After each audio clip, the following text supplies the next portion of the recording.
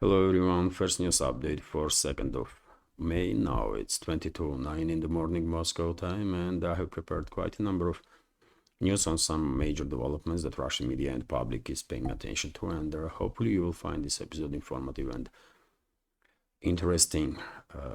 That's being said, let's go through some news now. And first of all, this report from TASS news agency that Russian air defense systems on duty overnight, early hours of this morning, intercepted 121 Ukrainian drones that were launched to strike deep into Russian territory, obviously with assistance of NATO member states. Majority of drones were intercepted over the Crimea, 89 to be more precise. Also, 23 drones were intercepted over the Black Sea, 4 drones over the territory of Krasnodar Krai, 2 drones over the territory of Ariol region, 1 drone over the waters of Azov Sea, and 1 over the territory of Bryansk region. Also 1 over the territory of Belgorod region. Relatively large scale drone strike on Russia that was neutralized by Russian air defense systems simultaneously, according to reports that I see on Telegram, on the Russian segment of Telegram. Kyiv regime was deploying with their UK assistance, with assistance of British militaries and intelligence. Kyiv regime was deploying maritime drones to strike Crimea, Black Sea coast of Crimea. Although for this moment there are no reports about any casualties or damage that occurred as a result of this, yet again, relatively large-scale attempt of Kyiv regime to strike on Russia with these drones. TASS news. If any update, dear friends, on that, of course, I will share additional information on my Telegram and Twitter X pages during the second news update today at 7 o'clock in evening, which is going to be evening news live stream on my Rumble channel. And if you are not subscribed to my Rumble channel, please subscribe. Because soon I might be more focused on Rumble platform, on Rumble channel. Anyways, let's continue. TASS news agency is reporting that soldiers of 11th Airborne Brigade of the Russian Federation reached the border line in the Kursk region. So I guess clearing operation is in its final stages.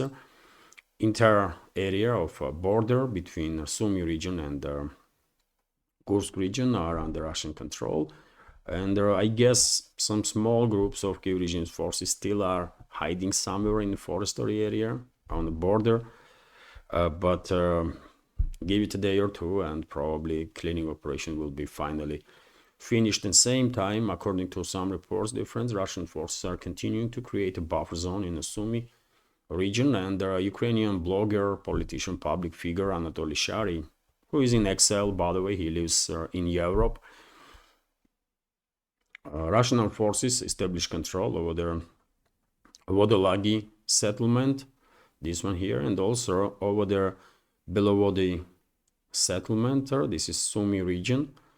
And so, well, quite significant progress, if true, by the way. Russian Defense Ministry did not yet commented on that, but if true, obviously significant progress, sectoral scale progress in regards to creation of this buffer zone.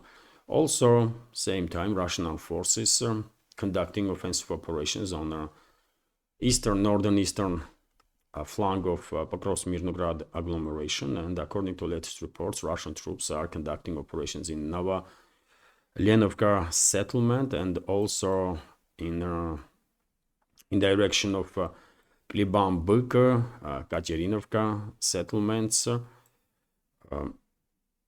From Toretsk, basically, Russian troops are achieving breakthroughs on the northern and northern-western flanks. And yesterday, number of sources on the Russian segment of Telegram even reported that Russian troops actually entered Pokrovsk itself, outskirts of Pokrovsk. Yet again, Defense Ministry of Russian Federation did not yet commented on that, did not confirm this information, but I would not be surprised at all if during the day we will receive information that Russian troops actually entered Pokrovsk. This news came as a sort of surprise to me personally, because I was thinking that Russian troops will encircle Pokrovsk-Mirnograd agglomeration and will force Kyiv regime's units to withdraw, but maybe my understanding was wrong, and maybe Russian troops will actually move forward to enter both these cities that have strategical importance at this point on the line of contact, Pokrovsk and Mirnograd. Let's go through some other news now, and Trump himself, President of US, Trump, confirmed the information that his national security advisor, Michael Walzer, will change position. He will no longer be national security advisor, but will serve as a American envoy to UN, and current head of State Department, Marco Rubio, will take his position also, while serving as a head of State Department. Earlier there was, and I reported about this, by the way, during yesterday's live stream, Evening News, on my Rumble channel. It is unfortunate that not that many members of our bigger community on YouTube are tuning in during these live streams. It's packed with the news, by the way, and I find it hard to understand why is that difficult for people to just click a link, one link, and open the live stream. But anyways, it is what it is.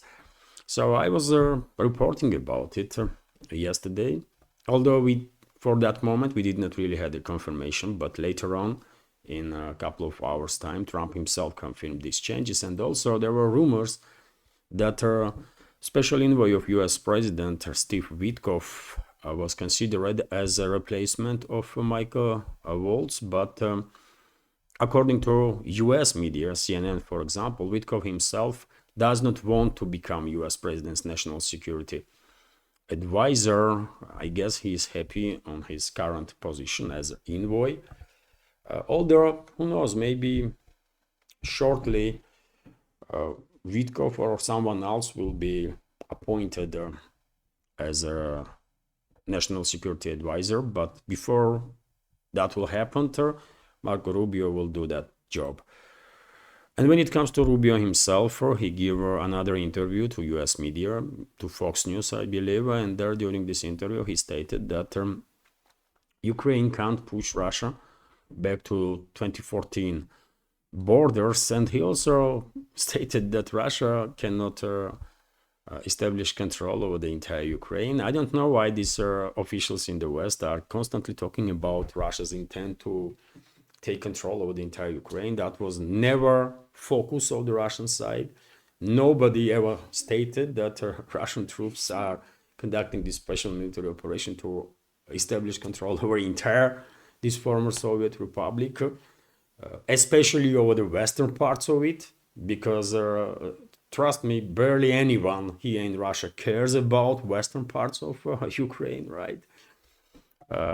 And so, I mean, Rubio is clearly mistaken if he thinks that Russia really wants to establish control over the entire territories of this former Soviet Republic. This is not correct, but he is on point when he is saying that Turkey regime will in no circumstances manage to force Russian troops back to 2014 borders or lines of contact.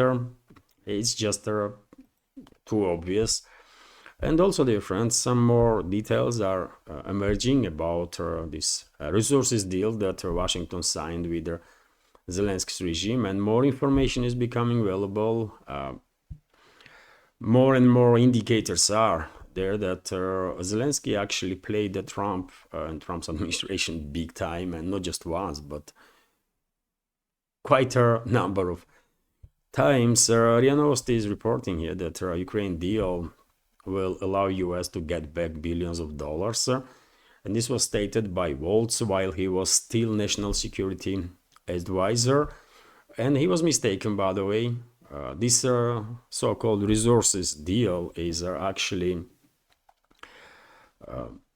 I mean, just a PR campaign, really, as far as I understand, because US will gain basically not much from this agreement, because according to Reuters, which is not a Russian media outlet, right? It's a Reuters, a Western propaganda outlet. 40% of Ukraine's rare earth materials are now on territory that is controlled by Russia. At least 40%, I will say, and in reality, it's much more than that. But also, what Reuters is reporting, that mining analysts and economists are stating that Ukraine currently has no commercially operational rare earth mine, not even one, by the way. So there is nothing there, not infrastructure, not even the beginning of the creation of the infrastructure. So Zelensky quite effectively sold thin air to Washington, and it does look laughable when US officials and US propaganda outlets are trying to create from this minerals deals something of I don't know, great achievement. Really, you've been played, for God's sake. What you are celebrating, you've been played by this bloody clown Zelensky. I mean, that's a shame on US, in my personal opinion. And when it comes to this topic that Zelensky did play there with Trump and his entire team, take a look at this news, by the way. Zelensky sanctions former top aide. So Ukraine's Vladimir Zelensky has announced sanctions against his former top advisor, Alexei Arestovich, who has frequently criticized both Ukraine's leadership and its military strategy in its conflict with Russia. Arestovich was among several Ukrainians mentioned in the decree released by Zelensky's office on Thursday. Penalties imposed include asset freezes, restricted trade and financial transactions, travel, and revocation of state awards. Arestovich served as advisor to the office of President of Ukraine between 2020 and January 2023. He resigned in a controversy after claiming that a Russian missile hit a residential building in the city of Dnieper only because it had been downed, intercepted by Ukrainian air defense. Following public outrage and accusations that he had discredited the Ukrainian army, Arestovich backtracked his statements, apologized, and submitted his resignation. And since then, by the way, he has become quite a critic. He left Ukraine, and after that he became quite a critic of Zelensky and his criminal gang that he was a part of at one point, Arestovich himself. But what is also interesting, Arestovich has some connections, I believe, with the Trump's administration, and White House had some plans about him. I was saying this from the very day that Arestovich was invited by PBD podcaster, and he was given a platform for hour and a half to basically advertise himself as a somewhat important political figure when it comes to Ukraine. And after that, there were several occasions also, in addition, that clearly served as an indicator to me personally that Arestovich definitely has some connections with the US administration, and Trump's team has some plans about him, probably even considers him as a potential replacement of Zelensky. And look how Zelensky is playing Trump's administration once again. On the very next day that Zelensky played US leadership with this mineral deal, when he basically sold to US literally nothing, thin air, right? On next day, he's targeting Arestovich, potential candidate of Washington for presidential office in Ukraine. So, I mean, you tell me, dear friends, what the hell is going on? How come that White House can be played this easily? And by whom, by the way? By freaking Zelensky? I mean, this is I don't know, man. This is some next level of degradation of U.S. Political class and analytical thinking, because they clearly are out of touch with reality, let's say this way, and being played. RT, meanwhile, is reporting that EU will never recognize Crimea as a Russian, according to so-called top diplomat there, Kaja Kallas, extreme Russophobe, by the way, and Russia hater and Nazi and xenophobe. The EU has reaffirmed its refusal to recognize Russia's sovereignty over Crimea. The bloc's foreign policy chief, Kaja Kallas, has stated officials in Brussels are reportedly concerned that the possible peace deal negotiated by Washington and Moscow to end the Ukrainian conflict would entail the US recognizing Crimea as a part of Russia. Well, let's be real here. We here in Russia don't really care what US or what EU will recognize or not recognize. Longer they will refuse to acknowledge objective reality, weaker they will become, right? That's all it is. But for us, all this topic of Western recognition of objective realities is somewhat a joke, because who cares, man? Who are you, for God's sake? I mean, Kaja Kallas, who are you? Who gives a damn about what you think or what you do or about your existence at all? Anywhere in this world, inside EU included. I mean, just shut your freaking mouth and be quiet, please, if you can, stupid bitch, right? But anyways, because she's formally kind of high-ranking official in Brussels, so, we just are forced to pay attention to whatever craziness she has to say, even if we don't really care about it. Anyways, when it comes to EU's craziness or craziness of the EU bureaucrats or bureaucrats of the EU member states, take a look at this news. RIA Novosti is reporting that EU wants to agree with US on now on a new package of sanctions against Russia. This comes from Foreign Minister, I believe, of France. So Europe is preparing a new package of sanctions against Russia, which it would like to coordinate with the possible US measures in the event of failure of settlement in Ukraine. French Foreign Minister Jean-Noël Barrot told the France press agency. Earlier, Bloomberg reported that US Senator from Republican Party Lindsey Graham, another freaking bitch, by the way, dirty rabid animal, is promoting a legislative initiative among members of the upper house of US Congress to introduce some 500% duty on goods from countries purchasing Russian energy resources.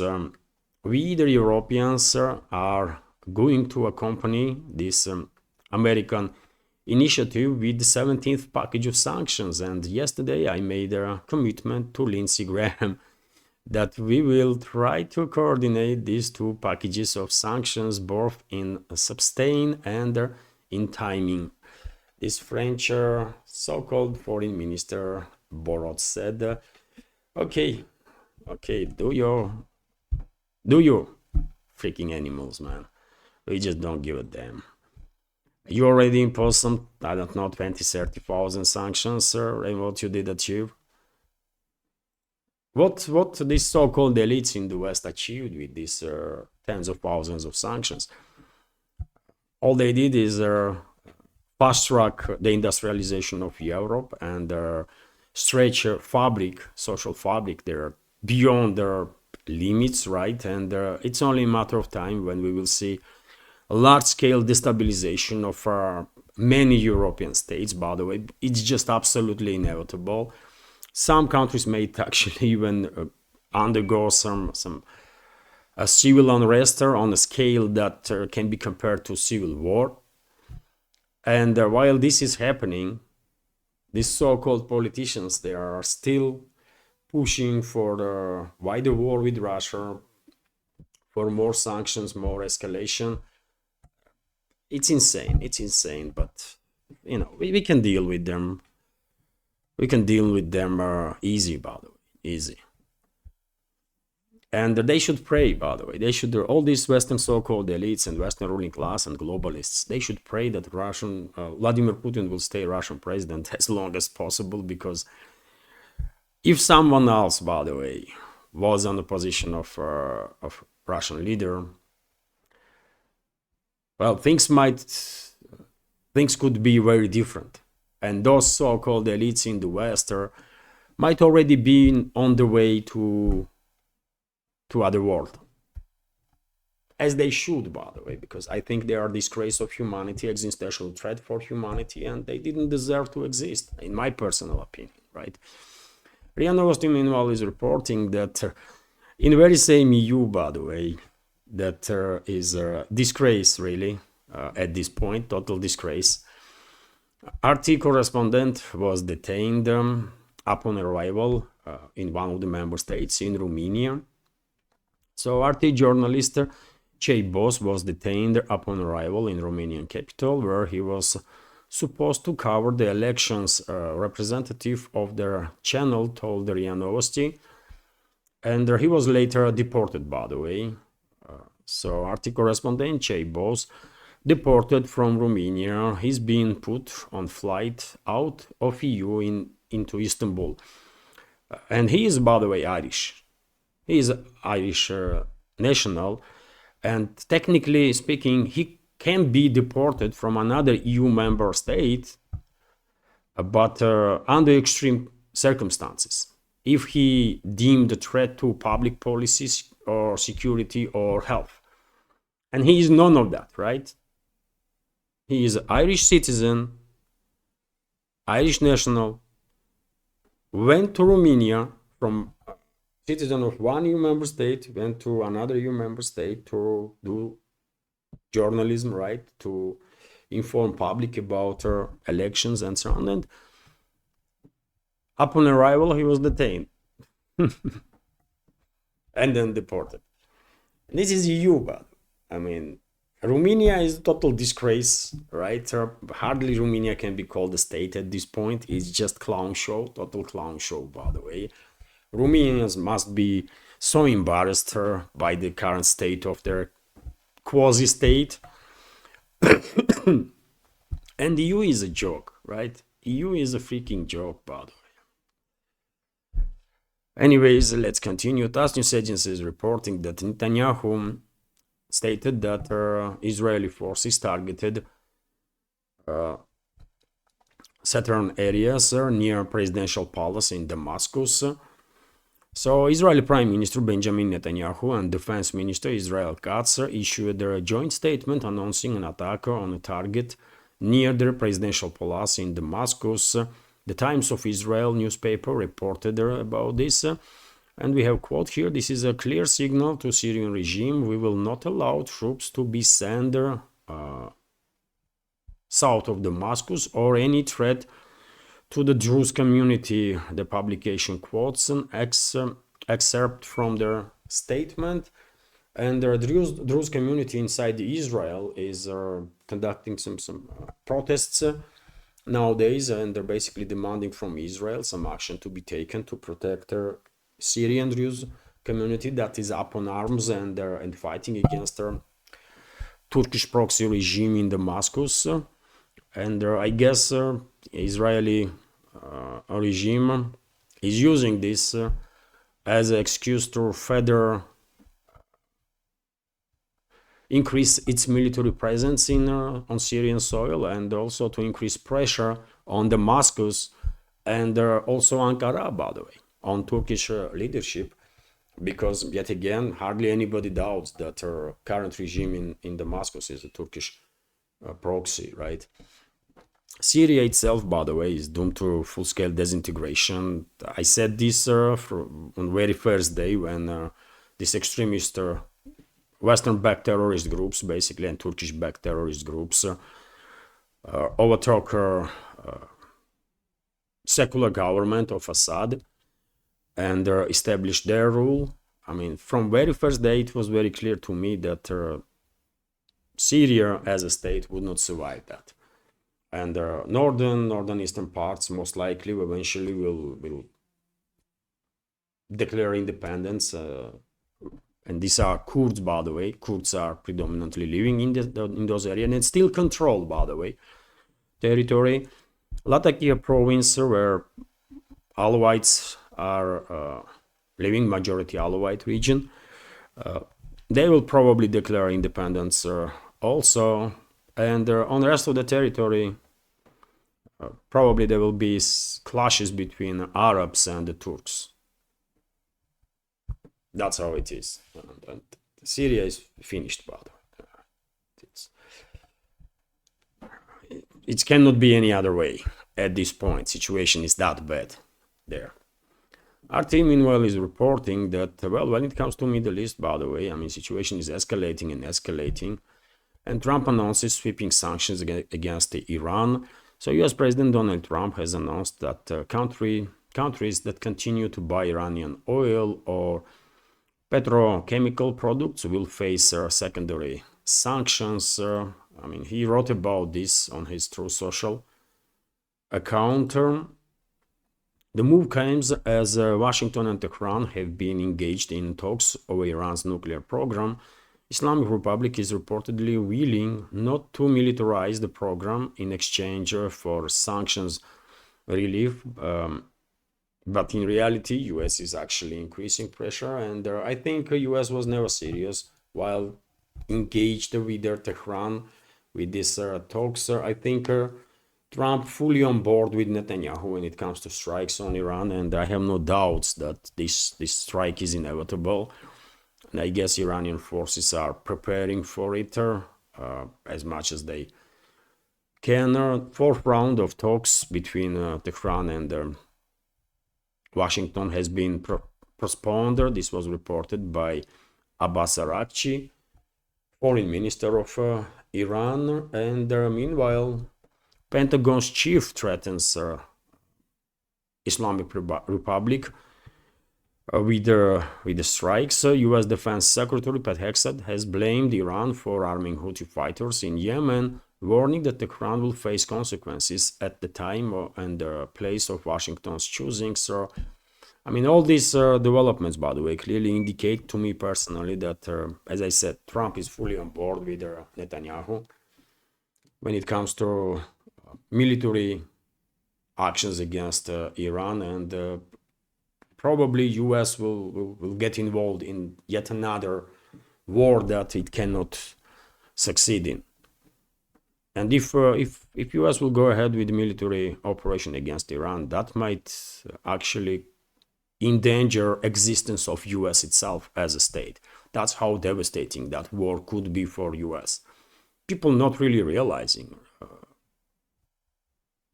importance and power of Iran, but it's a major civilization, you know.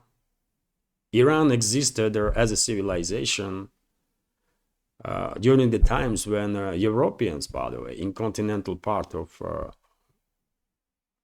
Eurasia, or in Britain for that matter, were running in the forest naked. That's with whom US is trying to play tough guy, man. One of the oldest civilizations in this world. Unbelievable, man. And I'm not at all exaggerating, by the way. Iran as a civilization was existing way before ancestors of modern Europeans knew what is dress. You know? They were cavemen at that point. But Iran was already civilization with magnificent architecture, with breakthrough knowledge in science and so on, physics and so on, you know. Anyways, astronomy, by the way, you know. So yes, unfortunately, and I can say, by the way, that in many ways, civilization into Europe was brought by my ancestors, Iranian-speaking Scytho-Sarmatian people, right? This is also true. Check history, but I mean, in Western world, probably this is not taught there because they love to paint a picture that Europe. I mean, only in Europe great civilizations were created, you know. But in reality, come on, man. People in Europe were running in the forest naked, while there is great civilizations where exist in this world. And Iran was definitely one of the first. Anyways, this is not about history, isn't it, this program? So yes, US is about to get involved in a war that it cannot succeed in, and even existence of US may be questioned if Washington will go ahead with this escalation, military escalation with Iran. TASS news agency is also reporting that Trump declared November 11 and May 8 victory days in their two world wars in the United States. Take a look at the post that he wrote, by the way. I mean, you're gonna laugh at this. And Trump is saying that, many of our allies and friends are celebrating May 8 as Victory Day, but we didn't more than any other country by far in producing victorious results on World War II. I am hurriedly renaming May 8th as a Victory Day for World War II and November 11th as a Victory Day for World War I. We won both wars. Nobody was close to us in terms of strength, bravery, or military brilliance, but we never celebrate anything. That's because we don't have leaders anymore that know how to do so. We are going to start celebrating our victories again. Okay, Trump, I mean, you are so dumb, man. You are so freaking dumb. Uneducated. That it's hard to even comment this. Hard to even comment. I mean, he probably believes that US did more than any other nation to defeat Nazi Germany, for example, or to achieve victory in a First World War. This is just too stupid, man. Too stupid. Level of ignorance and level of ill knowledge of history or the even objective reality is just beyond their imagination in the US, by the way. I mean, this is just too bad. This is just too bad, man. And insulting also. I mean, my grandfather, as a member of Red Army, did fought this in Second World War against Nazi Germany and its allies. And when Nazi Germany and its European allies were defeated, then my grandfather, his unit was transferred to China, where Japan was defeated. Japanese army was defeated also. And, I shared this commentary, by the way, over the Trump statement. Let's go through it for a sec. Well, Trump boasts that US did more than anyone to win world wars. Facts clearly say otherwise. The Soviet Union bore the brunt of defeating Nazi Germany and its European allies, destroying the vast majority of German forces on Eastern Front. I mean, this is factual, by the way. Soviet Union destroy vast majority of German formations and also formations of allies of Nazi Germany on Eastern Front. With over 27 million dead, it was Red Army's relentless push from Stalingrad to Berlin that shattered Hitler's war machine. Is it true, by the way? Historically accurate statement? It is, right? USSR also played a crucial role in Japan's defeat, crushing their quantum army in August 1945, a key factor in Tokyo's surrender. As for America's so-called military brilliance, the US became the only country in history to use nuclear weapons, killing hundreds of thousands of civilians in Hiroshima and Nagasaki. And World War I, US showed up late, then claimed victory loudest. It's a classic.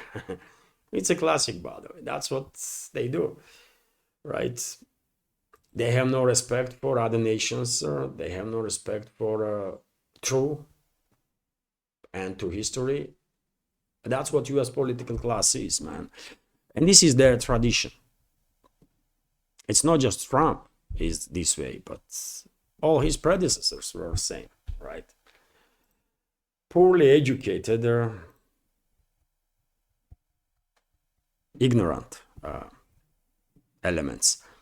And I'm gonna end this update, dear friends, on this news that Russia's Gazprom post 15 billion profits for previous year. So Russian energy giant Gazprom posted a profit in 2024 after recording its first loss in more than 2 decades. The year prior, the increase is attributed to improved gas exports to countries such as China, the company said, and also successful investments did play some role in it. So in 2023, by the way, Gazprom first time recorded losses, but in 2024 things change, and well, 15 billion profit is, I mean, 150 billion would be better, of course, but still 15 billion profit is quite a good result, right? And so let's end this update now, dear friends. Hopefully you will find it informative and interesting, and if so, please click that like button and leave some commentary. I did not say in the beginning of this video, but for future, if you can, please watch. If you are watching this video on YouTube, if you can, please subscribe to my Rumble channel and watch my videos there. Link to my Rumble is on this video in the description box and in the pinned comment. And if you like my work, if you like to support this project, you can do it through several means, either donation through PayPal or Boosty, or by subscribing to my Patreon page or page on Boosty. I don't know why I'm saying this, because I don't know, man. This week there was not a single donation through PayPal or Boosty, no new members on Patreon or Boosty, so therefore maybe I should stop talking about support of this project. I don't know. Anyways, in case someone is interested to support this project, links are on this video in the description box and in the pinned comment. And well, I guess this is it for now. This evening, 7 o'clock, evening news from Moscow, live stream on Rumble channel. Have a wonderful day, great upcoming weekend, and take care.